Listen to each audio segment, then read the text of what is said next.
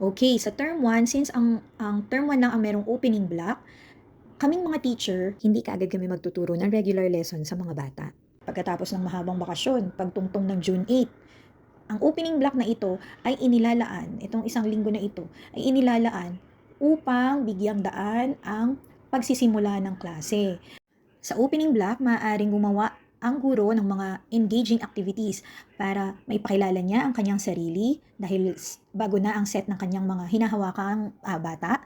Gayon din para makilala niya rin ang kanyang mga mag-aaral. Siyempre, sa panahong ito, dahil sa panibagong simula ito ng mga bata, dapat natuturuan na rin natin sila ng mga classroom routines na napakahalaga sa isang klase. Dahil kung hindi sila aware sa mga classroom routines nila, ano ang mga gagawin pagpasok sa klase, habang nagkaklase, hanggang sa matapos ang klase, ito ay mga routines na dapat na nalalaman ng mga bata sa simula pa lang ng school year. So, maaari din natin itong i-introduce sa kanila. Ano pa? So, sa opening block, dapat maibigay na natin ang mga assessment para sa beginning of school year. Kung dati, siguro lumilipas pa ang ilang linggo bago natin maibigay ang mga assessment na ito. Pero ngayon, binibigyan ng nilalaanan ng sapat na panahon para maibigay ito. So, ano ang mga kadalasang ibinibigay natin sa elementary level? So, meron kaming CRLA, si reading. Ganun din ang PhilErie, grade 3 to grade 6 sa amin sa elementary. And then, meron din tayong RMA sa math.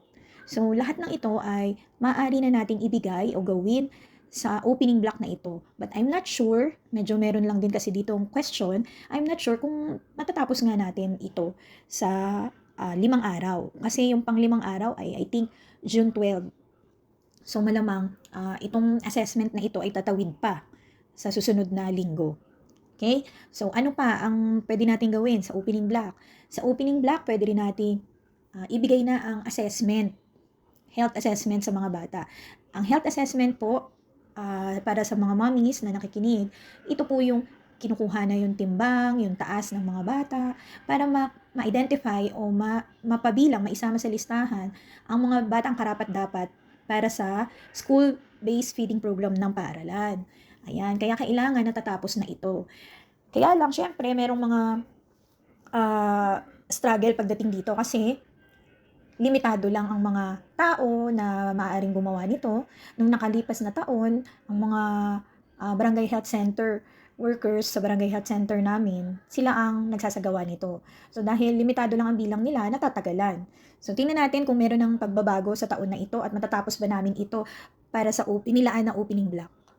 At minamadali ang kanilang mga anak. Huwag po kayong mag-alala dahil inilaan ang isang linggo na ito para maging handa din ang inyong mga anak sa pagpasok. Alam namin na kapag dumarating ang panibagong school year, nag-a-adjust talaga ang mga bata. So, nandyan pa yung mga iyakan, nandyan pa yung ayaw magpaiwan. So, lahat naman yan ay ina-address ng ating kagawaran.